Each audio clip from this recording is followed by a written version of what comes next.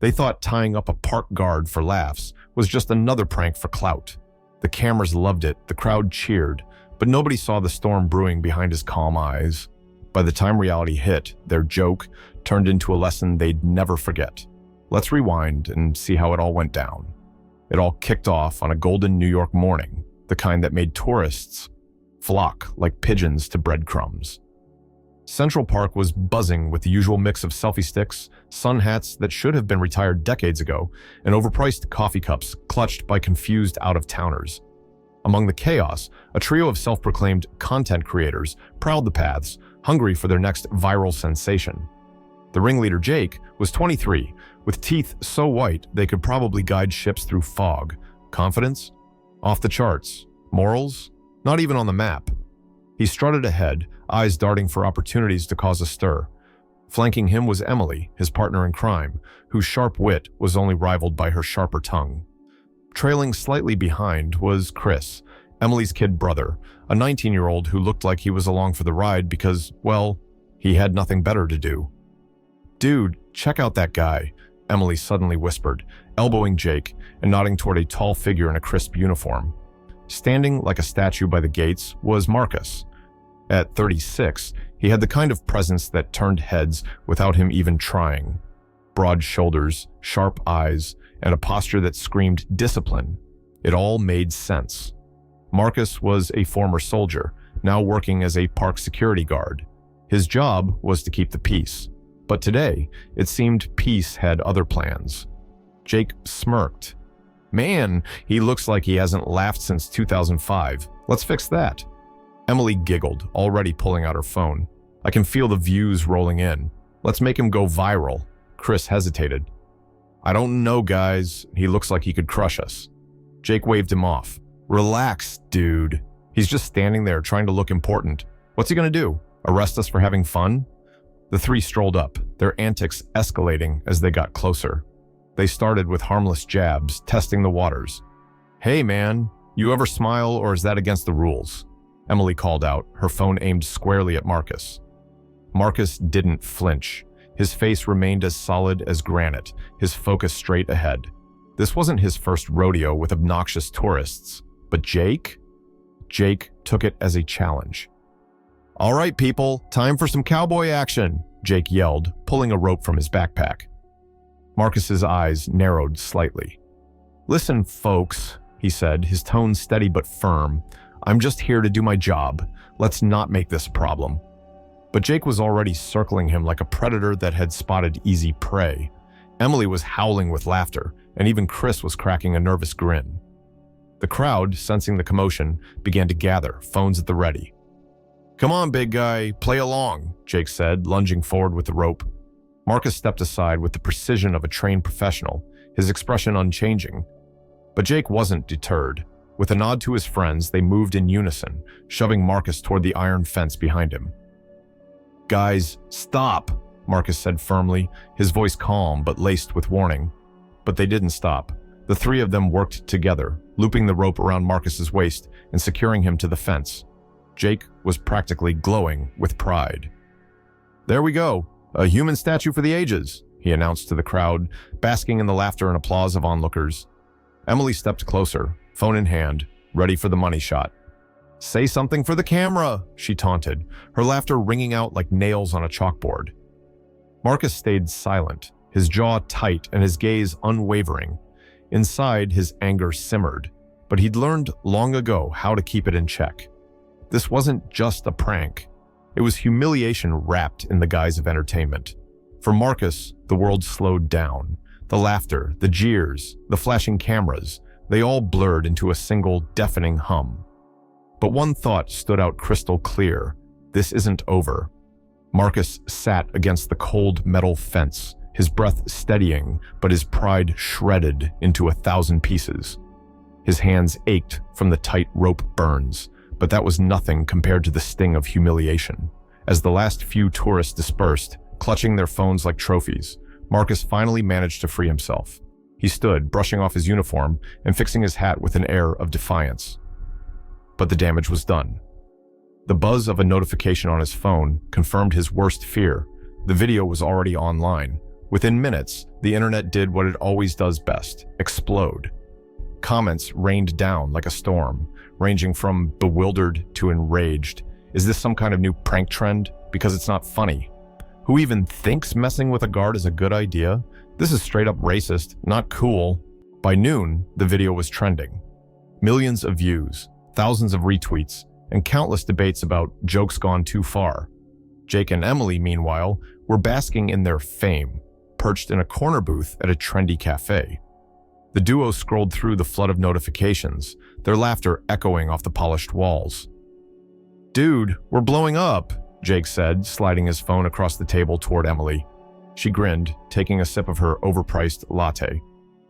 "Told you it'd be worth it. The comments are fire. People love drama." Not everyone loved it, though. Chris sat slumped across from them, the weight of guilt etched into every line on his face. "Guys, this is getting out of hand. People are saying it's messed up. Maybe we should delete it." Jake waved him off like a fly. "Chris, chill. This is what clout looks like. You're just scared because it's blowing up." "I'm scared because it wasn't right," Chris shot back, his voice trembling.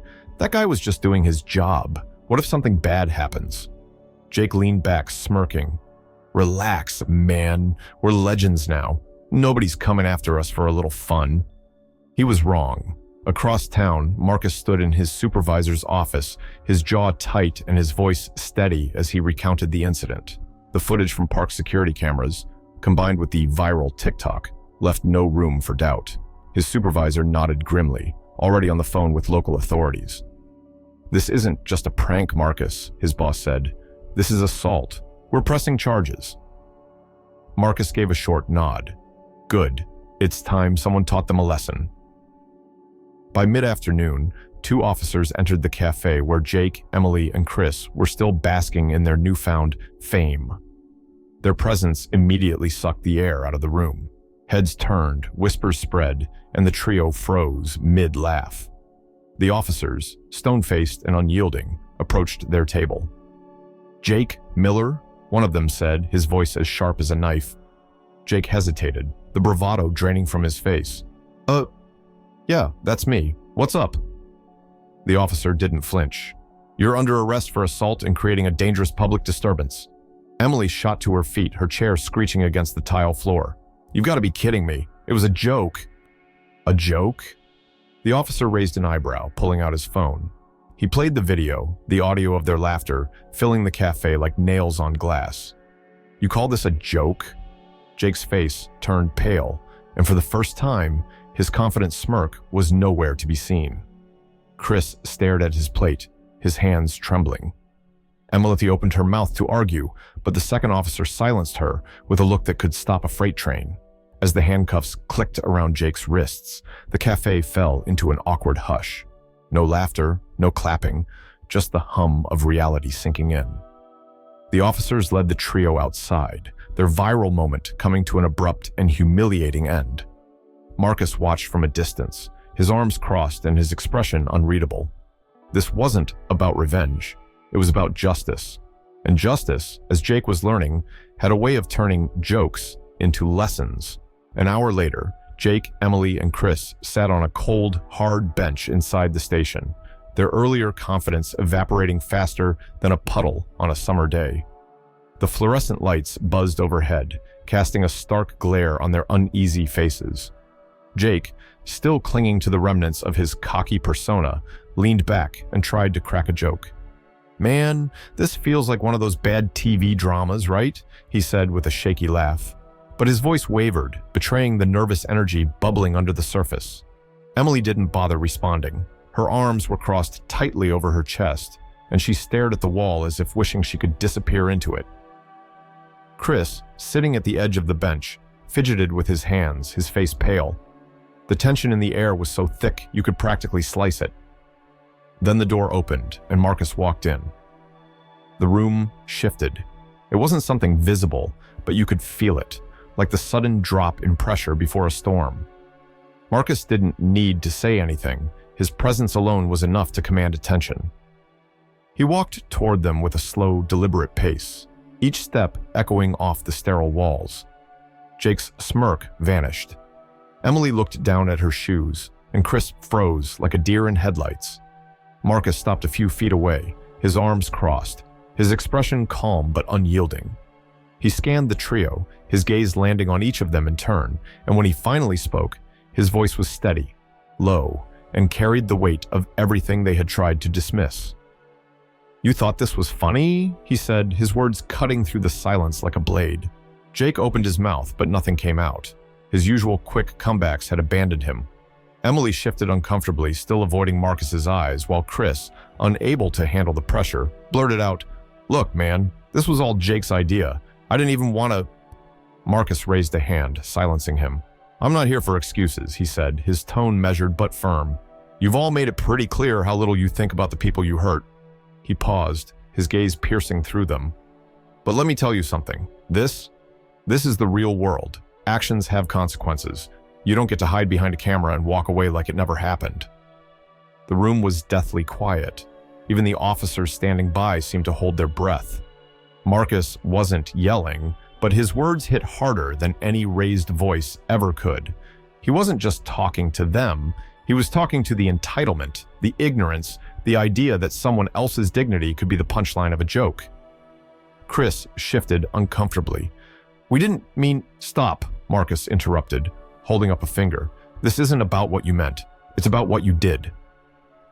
Emily finally looked up, her face red with embarrassment, but she didn't say a word. Jake, for once in his life, stayed silent, though the fear in his eyes spoke volumes. The officers allowed Marcus his moment, watching as he delivered his words with the precision of a seasoned speaker. But he didn't linger. He knew this wasn't about dragging them down, it was about making them face the consequences. When he finished, he stepped back and nodded to the officers. "Do what you need to do," Marcus said before turning to leave. The trio was formally charged with public disturbance, assault, and other misdemeanors. The judge later assigned them community service and hefty fines, a punishment that, while not overly harsh, ensured they'd never forget the lesson. As Marcus exited the station, the weight on his shoulders seemed lighter. He had done what he came to do, stand up for himself and for the countless others who had endured similar treatment. Outside, the air felt fresher, and a faint, satisfied smile tugged at his lips.